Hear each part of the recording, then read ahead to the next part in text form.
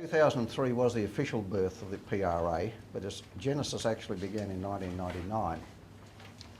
Now, some of you would remember that the Beattie Labor government was running hot with ecological zealotry at that time, and it seemed that every bugger who was a green activist got a job in the Department of Environment, or DERM as it was called at that time.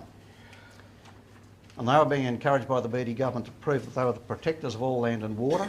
Landholders couldn't be trusted, they raped, they pillaged, they were worthless people and they were a blight on the landscape.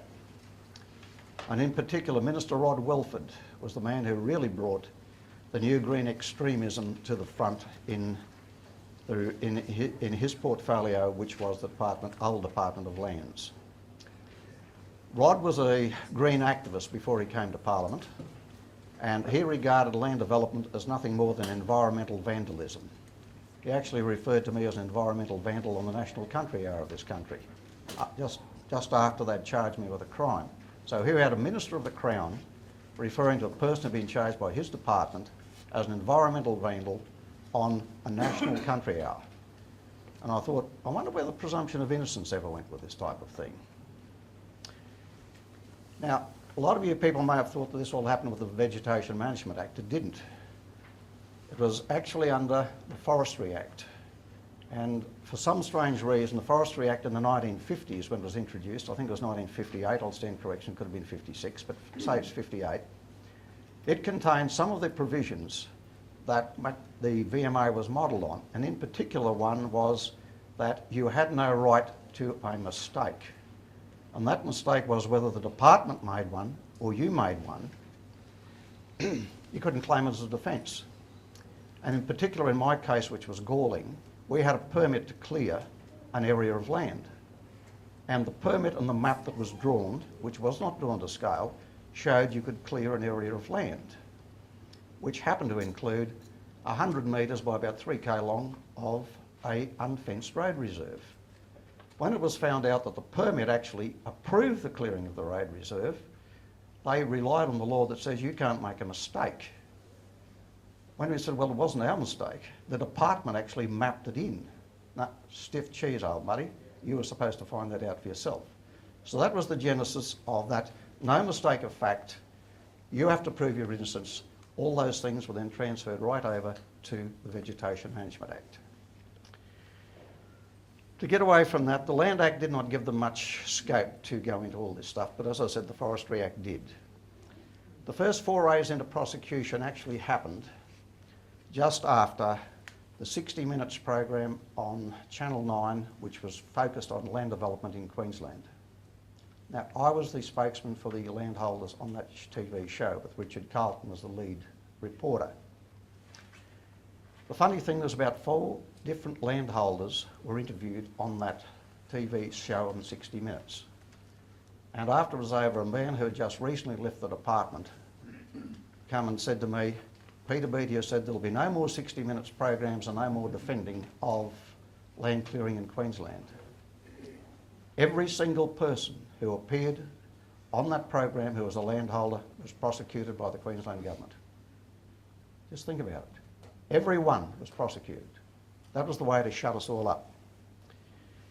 Within a few months of 60 Minutes going to where I was prosecuted. In quick succession, charges were also laid against 2 other Augathella landholders called Elaine Pampling, who had a permit to clear as well, and a Fred Adderman of Augathella, who also had a permit to clear. As events unfolded, you all know the VMA came in, and with its horrific impact on legal rights and the trashing of property rights. Now, former DNR valuer Dominic Devine, he'd only just left the department.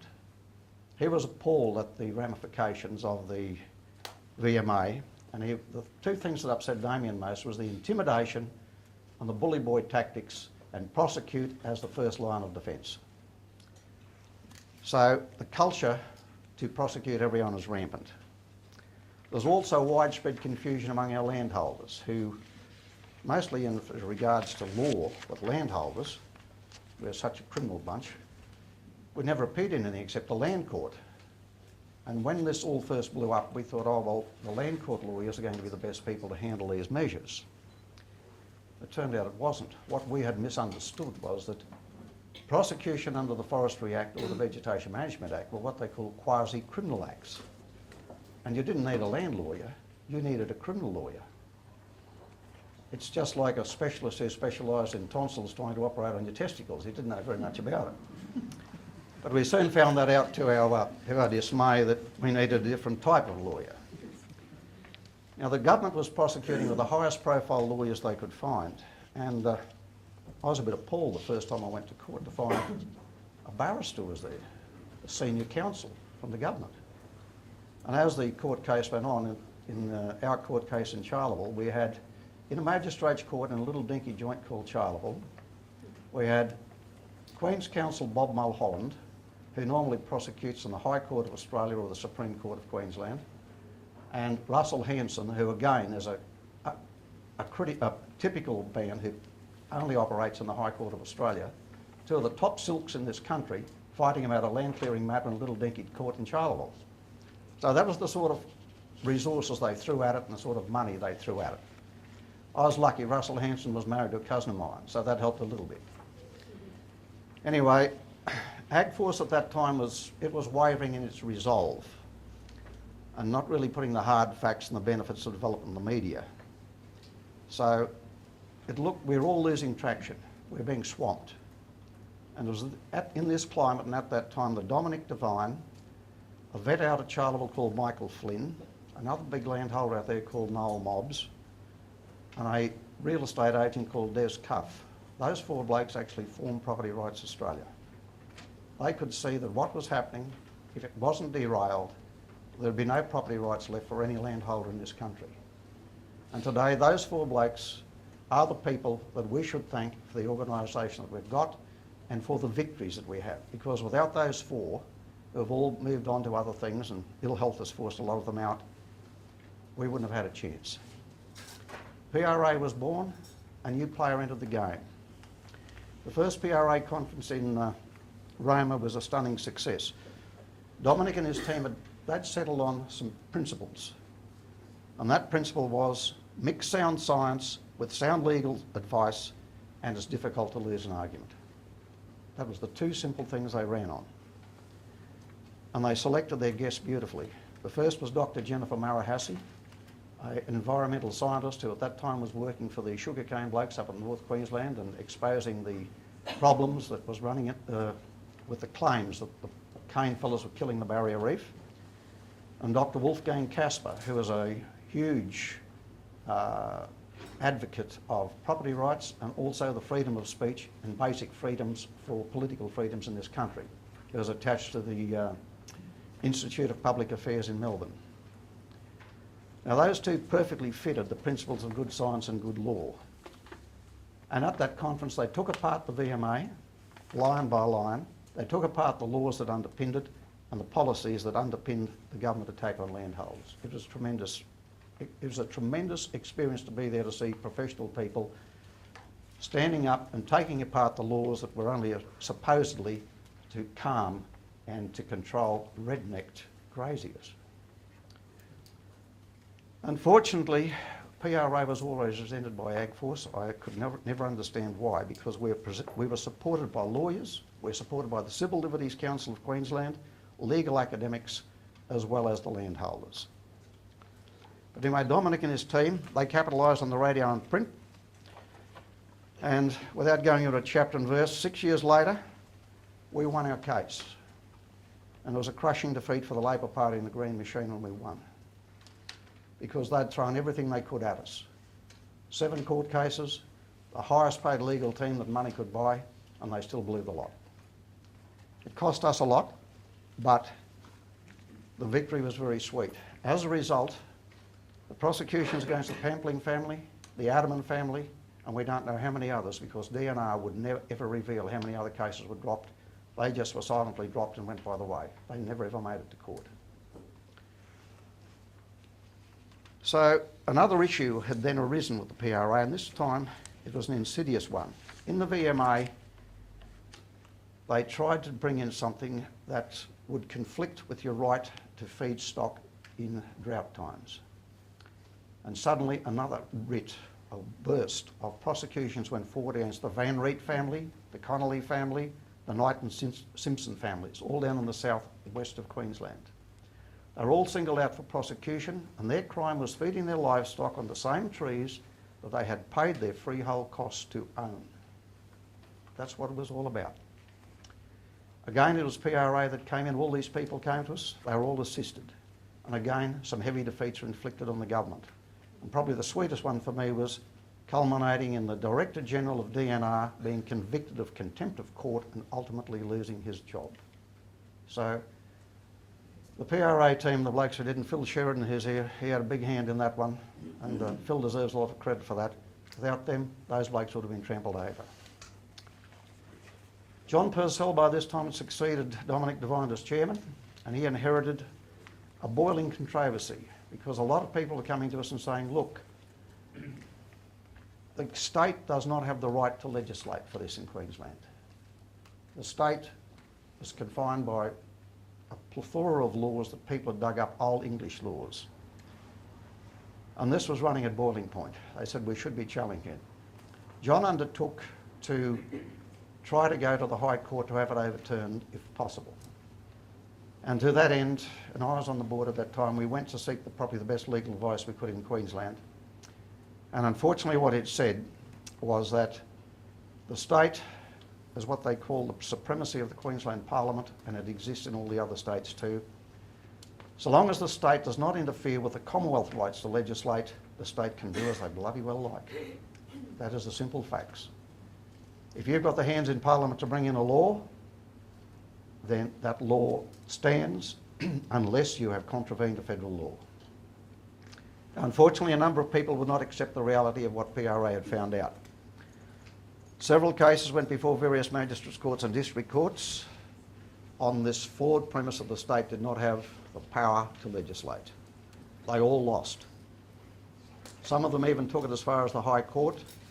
It was ruinously expensive, but every single case arguing the state did not have the power to legislate was lost.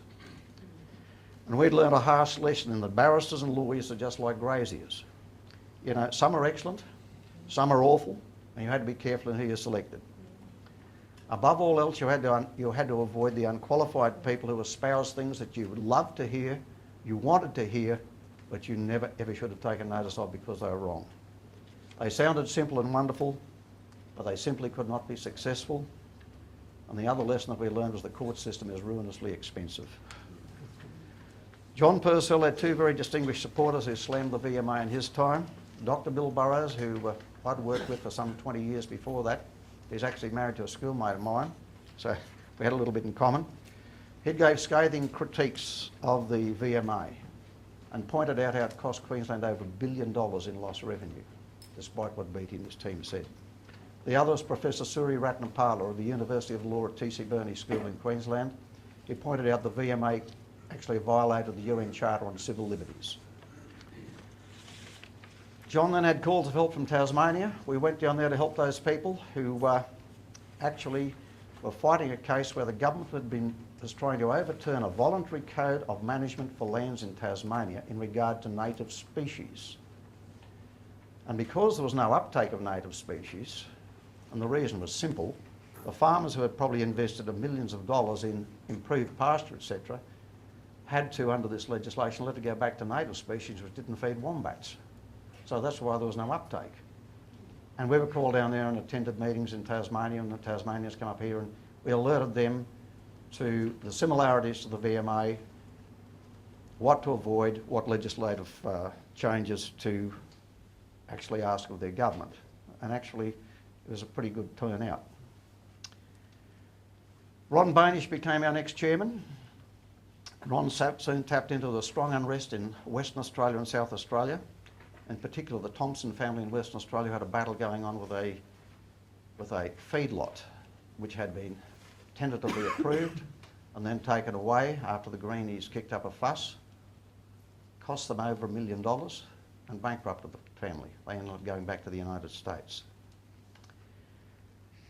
But South Australia and West Australia suddenly also became people who are activists in this property rights movement and still are today.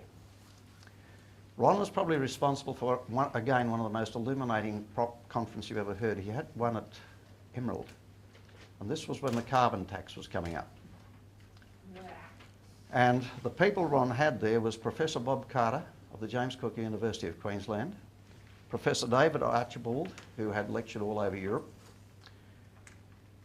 meteorologist or weather reporter from the United States called Anthony Watts, who has that website, the international website of What's Up With That, and another guy by the name of Stockwell, who was also a professor of climate change. Those four guys took the climate change debate apart between all four of them.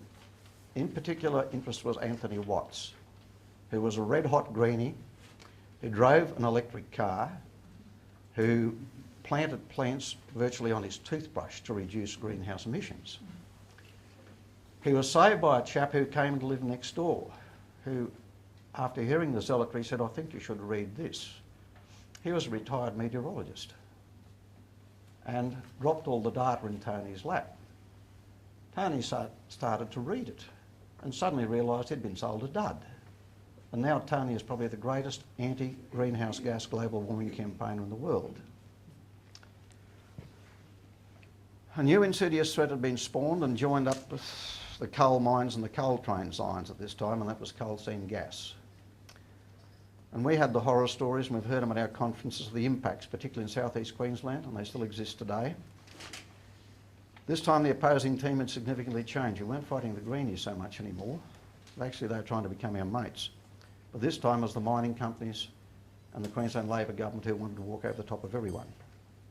And they proved that they could be just as arrogant, destructive and ruthless as what the Green movement had been. The issue, however, was really about safeguarding the water security of their state, and the entire underground water system, the gas fields, was under threat. There was no doubt about that, and no one knew the answers to it. And the other thing, of course, which PRA was saying, there should be no collateral damage. If these guys wanted to have and make millions of dollars of profit out of it, then you can't expect a landholder to pay the bill.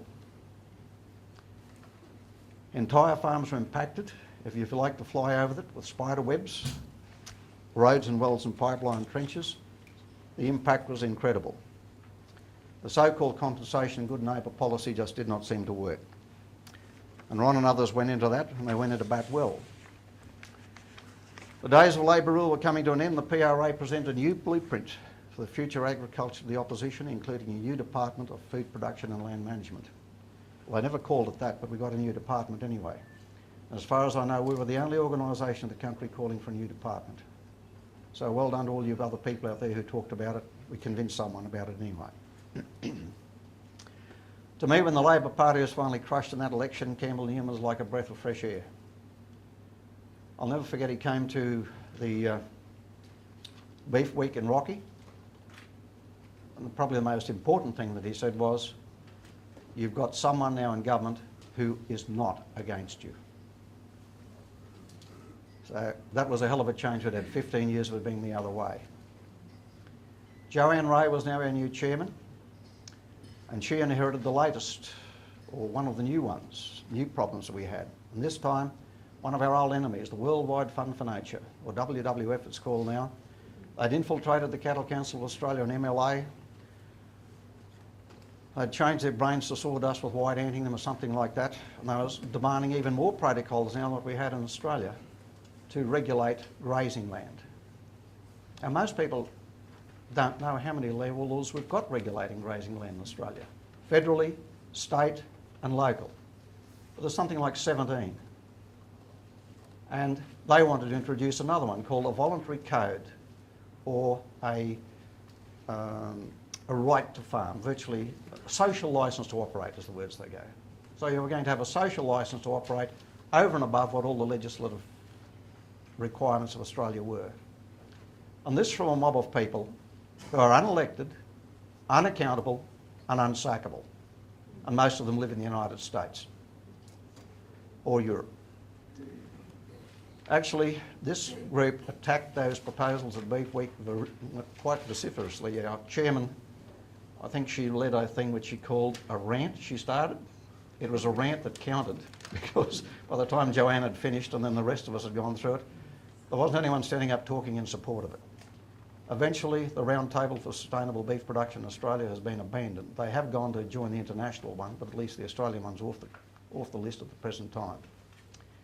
So all I can say is the history of the PRA has been, to me, with the court case victories we've had, and particularly with the WWF one, the last one of Round Table on Sustainable Beef, we've had astounding success. We've always had few members. We've never ever had enough money. We've never had enough money to have a research officer. All the research that's ever happened has virtually happened from ourselves or the people we've been able to co-opt out of the legal fraternity and the scientific fraternity because they wanted to do it. We've had to pay for a lot of it and we've spent a lot of money, but we've had the people to come who shared our vision and shared our sense of injustice. So to all those people, they deserve a round of thanks from us all.